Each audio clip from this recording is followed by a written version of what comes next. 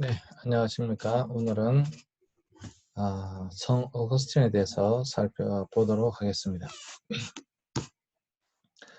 성 어거스틴, 사실 오늘 다 끝낼 수 있을지 잘 모르겠지만 최선을 다해서 한번 해보도록 하겠습니다.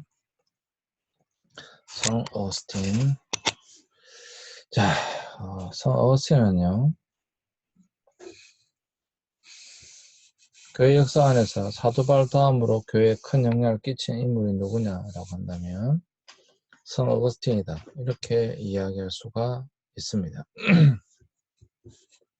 하버드 대학의 철학 교수였던 화이트 헤드는 현대의 모든 철학은 플라톤의 주석이고 현대의 모든 신학은 어거스틴의 주석이다 라고 말할 정도로 어거스틴의 신학은 굉장히 중요합니다. 사실 내가 대학생 때 서양 철학사를 배웠는데 어거스틴은 서양 철학사에도 나오는 아주 중요한 인물입니다. 유럽에 이제 전신사상사가 이렇게 두 개로 가거든요. 하나는 헬레니즘, 네, 첫 시간에 말씀드렸죠. 하나는 헤브라이즘, 기독교입니다. 기독교. 이 두 사상이 쭉 가는데 최초로 통합한 인물이 누구인가? 바로 성 어거스틴입니다. 이 두 개를 최초로 통합한 인물이 어거스틴이라고 하는 인물입니다. 그러니까 어거스틴은 철학자이기도 하고 신학자이기도 합니다. 당연히 신학자이지만 철학자이기도 합니다. 어거스틴은 하면 유명한 이야기가 너무 많습니다. 특별히 어거스틴의 신학 또는 철학을 섭리사관이라고 합니다. 그러니까 이것이 신의 섭리다, 이런 거죠. 그래서 많은 사람들이 질문해 봤습니다. 아니, 당신이 이것이 신의 섭리인 것을 어떻게 합니까? 당신이 하나님입니까? 이렇게 질문을 했죠. 그때 어거스틴이 뭐라고 대답했냐면, 당신도 믿게 되면 알게 될 것입니다. 아주 유명한 말입니다. 어거스틴이 그렇게 대답했습니다. 당신도 믿게 되면 이것이 신의 섭리인 것을 알게 될 것입니다. 성 어거스틴은 사실 기독교 역사상 오늘날에도 여전히 우리는 어거스틴의 그 신앙을 우리는 따르고 있다. 물론 많은 바뀐 부분도 있지만 여전히 어거스틴으로부터 시작한다 라고 하는 것은 틀림없습니다. 사실 신학하면, 신학이라고 하는 것은 신앙의 해석이에요. 신학은 다른 게 아니고 신앙의 해석입니다. 그래서 지금 내가 무엇을 믿고 있는가 해석이 신학이에요. 그럼 이제 최초의 신학자는 당연히 바울이 되겠죠. 바울은 우리 지금 기독교가 가지고 있는 그런 우리의 신앙을 정확하게 해석해 놓은 사람이고요. 바울 다음으로 유명한 사람이 바로 어거스틴인데, 어거스틴이 신학적으로 굉장히 많은 부분들을 정립해 두었습니다. 그래서 오늘 그러한 것들을 보게 될 텐데, 사실 이것도 다 할 수가 없고요. 어떻게 할지 좀 고민이 되지만 어쨌거나 최선을 다해서 해보도록 하겠습니다. 핵심만 할지 아니면 다 할지도 사실 고민스럽긴 합니다. 먼저 어거스틴이 이렇게 위대한 평가를 받는 이유가, 어거스틴은 타락과 방황으로 불신앙적인 삶을 살았던 사람으로서 인류사의 위대한 성인이 된 사람입니다. 사실 굉장히 또 어거스틴은 워낙 할 이야기가 많았어요. 어거스틴이 위대한 성자가 된 것은 당연히 하나님의 은혜이지만, 인간적으로 보면 기도하는 어머니 모니카의 기도, 그리고 암브로시우스라고는 좋은 서성이 있었습니다. 그래서 이 이야기는 방탕과 타락에도 불구하고 끝까지 자식을 위해 기도하는 어머니의 위대함을 너무도 잘 보여주고 있어요. 또 좋은 서성을 만나는 것이 얼마나 축복인가를 우리에게 이야기해주고 있습니다. 모니카를 통해서 아주 유명한 말이 있죠. 눈물의 기도의 자식은 결코 망하지 않는다. 뭐 교회 다니시는 분들이라면 들어봤을 법한 이야기입니다. 네, 청년 때 많이 들었습니다. 눈물의 기도의 자식은 결코 망하지 않는다. 어머니의 이 눈물, 모니카의 이 눈물의 기도, 자식을 위한 눈물의 기도가 탕자였던 어거스틴을 삶을 바꾸었고, 또한 어거스틴이 성인이 된 했던 이 어머니의 눈물의 기도, 그리고 암브로시우스라는 위대한 서성이 있었기 때문에 어거스틴이 이제 성인이 되어지는 정말 위대한 인물이 되어지는 것이 되겠습니다.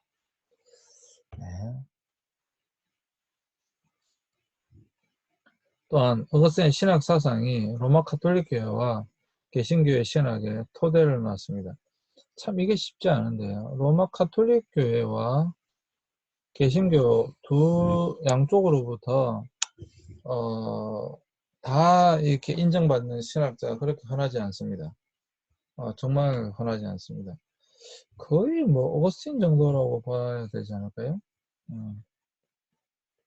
사실 이후에 굉장히 유명한 인물 토마스 아퀴나스라고 하는 인물이 있거든요.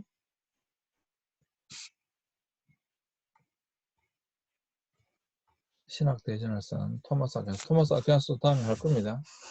토마스 아퀴나스 같은 그런 인물도 있는데 이 토마스 아퀴나스는 로마 카톨릭 교회에서는 굉장히 굉장히 아니죠. 사실 가장 중요한 인물이지만 우리 개신교에서는 토마스 아퀴나스가 그렇게 네, 배우거나 그렇게 하지 않습니다.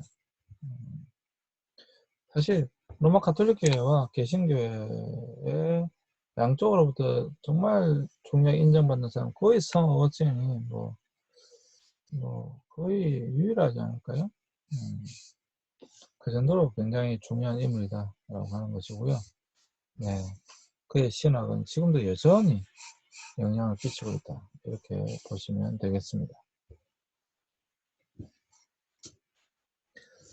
어거스틴은 354년 북아프리카 타가스테에서 기독교인 어머니와 아버지 사이에 초창했는데요. 어머니 모니카는 남편의 타락을 인내로 참아내며 남편과 아들을 위해 기도했던 사람입니다. 그리고 어거스틴은 11살에 웅변가가 되기 위해 라틴을 배웠고요. 17살에 카르타고라는 대도시로 가서 수사학 학교에서 공부하며 우수한 학생임을 증명했는데 이 카르타고가 방탕의 도시였어요. 그래서 어린 어거스틴은 세속의 한가운데서 죄의 달콤함에 깊이 빠져듭니다. 특별히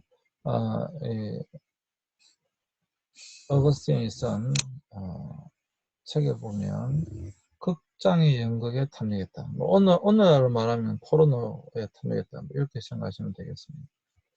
그리고 한 여인과 동거를 시작합니다. 정식으로 결혼한 것이 아니고 그냥 둘이 살았다 이 말이죠. 또 뭐 뒤에 나오지만 이 여인 사이에서 아들도 낳습니다. 그리고 18살에 아데오다투스라는 아들을 낳습니다. 그리고 19살에 철학을 발견하면서 극장의 쾌락에서는 빠져나오게 됩니다. 그래서 진리탐구를 위한 방황을 시작하는데 또 여기서 어거스틴은 20대에 진리탐구를 마니교에 빠져서 9년을 방황합니다. 그러니까 어거스틴이 똑똑해서 유학을 갔는데 유학을 간 그 지역에서 연극에 아주 쾌락에 빠지게 되고 어떤 여자와 동거를 하게 되고 아데오다투스라고 하는 아들도 낳게 되고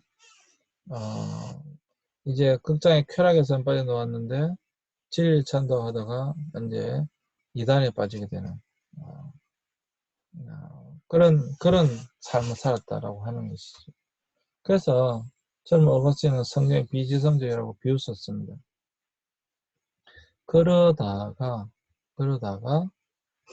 이제 어머니 모니카가 열심히 기도했고 또 암브로시우스를 만나면서 이제 성경의 진리를 깨닫게 됩니다. 사실 저도 어릴 때 책을 많이 읽었고요. 교회 다니지 않았습니다. 책을 많이 읽었고 성경을 보면서 참 우선책이다. 뭐 이런 우선책이 있나 저도 그랬어요. 이건 뭐 재미도 없고 뭐 무슨 이야기고 뭐 이런 걸 가지고 또 어떻게 인간이 신이 될 수 있나 뭐 저도 그랬었어요. 어거스틴도 그랬다 이 말입니다. 그러다가 이제 384년 밀라노의 유명한 설교자였던 암브로시우스를 만나게 됨으로 말미암아 그의 인생이 바뀌게 됩니다. 암브로시우스는 어거스틴이 가장 궁금하게 여기던 두 가지를 답변해 주게 되는데요. 하나는 교회의 권위입니다. 이거는 뭐 뒤에도 뒤에 나오기 때문에 넘어가겠습니다. 그래서 하나님은 우리의 이성을 무시하지 않는다. 그러나 인간이 이성의 한계를 깨닫게 되면 결국 신앙이 필수적이라는 것을 깨닫게 된다. 그래서 교회의 권위는 이성을 대신할 수는 없지만 이성보다 우월하며 이성을 보완한다. 라고 하는 아주 유명한 말을 하죠. 여러분들에게는 재미없는 말일 수 있으니까 일단 이건 넘어가겠습니다. 네. 이건 넘어가겠습니다. 이 부분 좀 빨리 넘어가겠습니다. 뒤에 할 얘기 넘어가기 때문에. 암브로시우스, 구약성경의 권위에 대해서 구약성경의 모순과 가득 차 있는 것으로 보이는 것은 문자적으로 읽어서 그런 것이다. 문자적으로 읽지 말고 영적인 해석을 해야 한다라고 합니다. 그렇죠. 예. 내가 왜 여러분 젊은 날에 성경 읽을 때 이해하지 못했느냐? 그건 문자적으로 읽어서 그렇죠. 뭐 이런 무협지를 능가하는 책이 있나 이랬었거든요. 태양아 멈추라니까 태양이 멈추고 물리를 끌어오라니까 물리를 걷고 뭐 물고기 2마리와 보리토 5개가 있었는데요. 뭐 5,000명 먹이도 남고 완전 무협지를 능가하죠. 문자적으로 읽어서 그렇죠. 그래서 이제 어거스틴은 암브로시우스의 설교를 듣고 조금씩 은혜를 이제 받아가다가 하나님 앞에 자기가 죄인인 것을 깨닫게 됩니다. 그래서 어느 날 어거스틴은 정원에서 하나님 왜 지금 나의 더러움을 벗어버릴 수가 없습니까? 얼마나 더 기다려야 합니까? 라고 소리내어 울부짖는 중에 음성이 들려옵니다. 그 음성은 톨레에게 들고 읽어라 라고 하는 음성이었어요. 톨레에게. 그가 성경을 폈을 때 그 말씀이 로마서 13장 13절 14절 젊음의 정욕을 피하라 라고 한 말씀을 읽게 되고 그것으로부터 해방되게 됩니다. 알겠네요. 낮에와 같이 단정히 행하고 방탕하나 술취하거나 음란하나 호색하지 말며 다투거나 시기하지 말고 오직 주 예수 그리스도를 옷 입고 정욕을 위하여 육신을 도모하지 말라. 이걸 읽고 이제 다른 삶을 살기 시작합니다. 자, 어거스틴의 생애를 보면 회심을 하고 모니카와 함께 로마로 떠나 고향으로 갔고요. 영적 체험도 하고요. 모니카가 이제 죽었죠. 고향으로 돌아도 모든 재산 가난삼 나눠주고 수도원 생활을 시작했고요. 특별히 이때 아들이 17살 되던 해 질병으로 죽습니다. 그래서 이제 완전히 이제 성직자로서의 일에 이제 전념하게 되고 히포의 감독이 되어서 감독이라고 하는 것은 오늘날 말하는 목사긴 하지만 큰 지방회장 정도 이렇게 생각하시면 될 것 같아요. 히포의 감독이 되어서 목회를 하면서 신학적 작업에 전념하게 됩니다. 자, 어거스틴 신학사상, 창조론, 교회론, 은총론, 하늘도서인데 여기서 이 두 가지는 이제 가장 핵심적으로 봐야 될 것이니까 창조를 좀 본다면 어거스틴은 무로부터의 창조를 주장합니다. 그렇죠. 지금도 여전히 우리는 그렇게 믿고 있습니다. 어거스틴은 없는 것으로부터의 창조를 주장하고요. 시간과 영혼에 대한 것을 주장하고요. 그리고 세상은 점점 더 발전해 간다라고 이야기하게 됩니다. 창조의 가장 중요한 것은 무로부터의 창조입니다. 그리고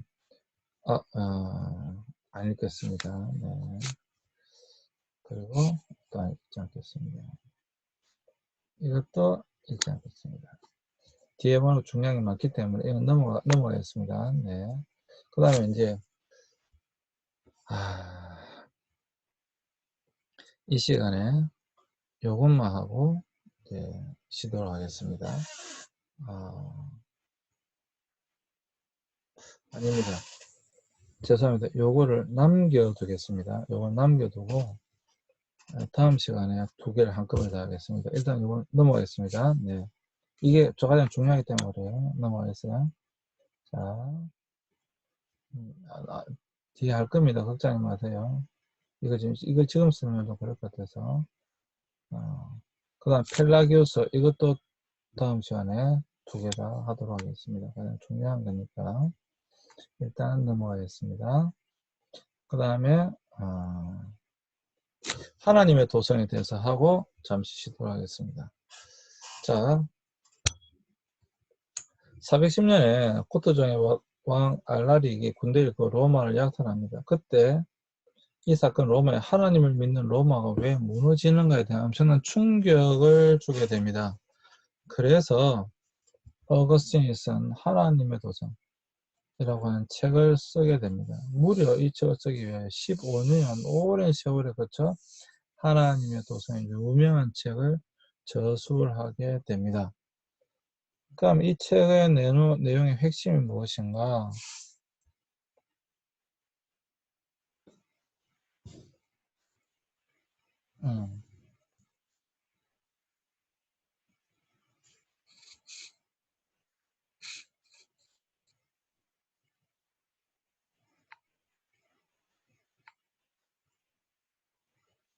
네,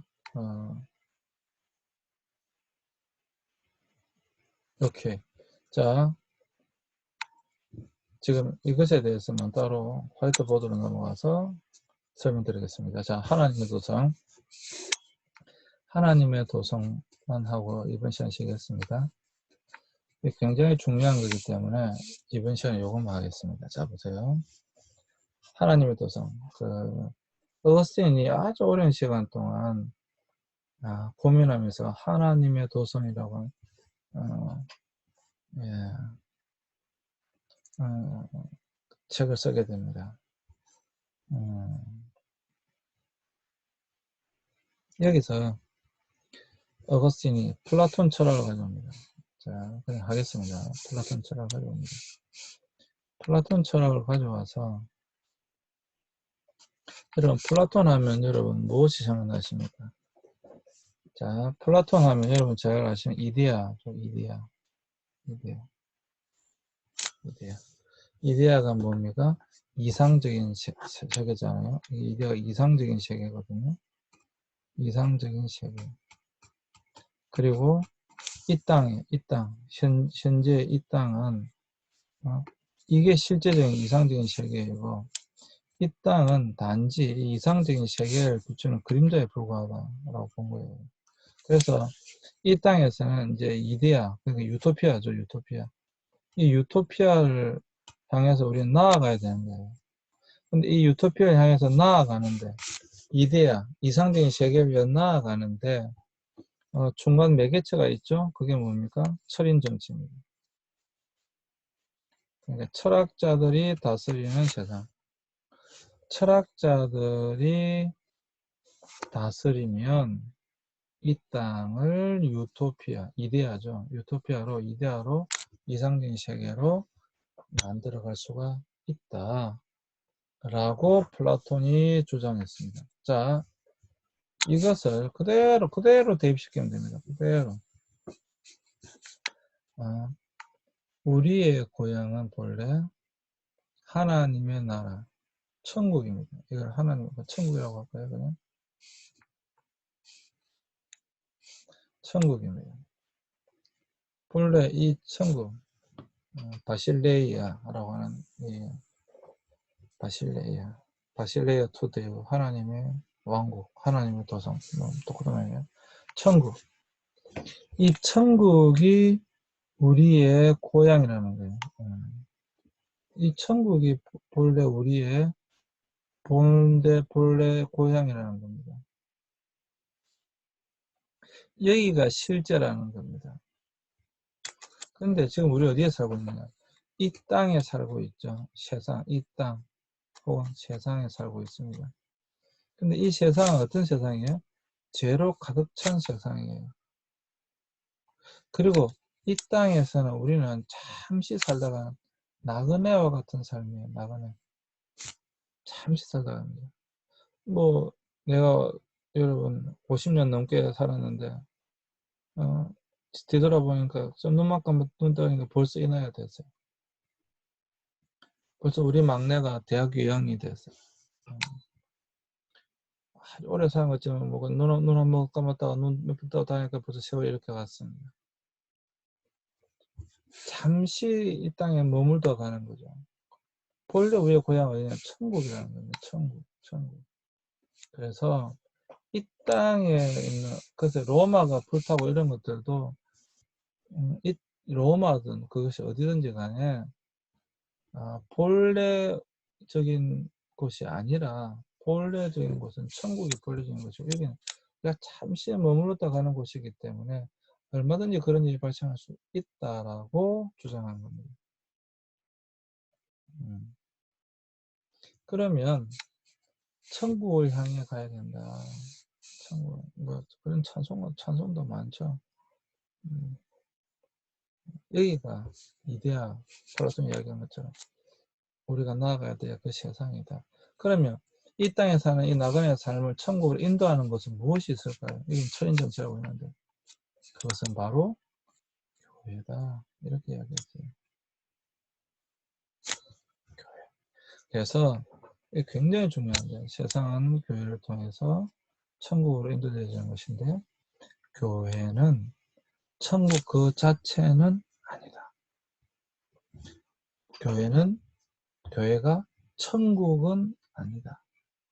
그러나 교회는 하나님의 나라를 그 속에 내재하고 있다. 담고 있다. 이렇게 이야기했습니다. 그리고 교회의 사명은 이 천국을 세상 사람들에게 보여주는 것이다. 이렇게 주장했습니다. 이것은 지금까지도 우리 기독교에 그대로 인정되어지고 있는 것입니다. 물론 그 이후에 새로운 주장이 나와서 새로운 주장이라고 하는 것이 이제 하나님의 선교 사상인데 그건 뭐 아실 필요 없습니다. 어쨌거나 그런 게 좀 새로운 주장이 있긴 하지만 여전히 하나님의 도성 이곳은 결코 침범할 수도 빼앗기지 않는 곳. 그러나 이 땅은 얼마든지 세상적인 그런 여러 가지 것들에 의해서 많은 문제들이 일어날 수 있는 그러한 곳이다. 그래서 이 세상에 대하여 천국을 보여주는 역할이 바로 교회이다. 교회가 그 사명을 감당해야 된다. 라고 어거스틴은 주장하게 된 것입니다. 그래서 그냥 한마디로 요약하자면 이 땅에 영원한 것은 없다. 이 땅에 아무리 여러분 교회를 할지라도 기독교 국가를 할지라도 얼마든지 침범받을 수 있고 얼마든지 망할 수도 있다. 이 땅은 잠시 머물다가 나그네와 같은 곳이고 그림자와 같은 곳이다. 보면 본래 이 그림자잖아요. 본래는 이곳이 천국이 바로 본래 본질적인 것이다. 천국이 실제이다. 라고 주장하게 됩니다. 이것이 바로 하나님의 도성입니다. 동의하고요. 저는 그것을 분명히 믿습니다.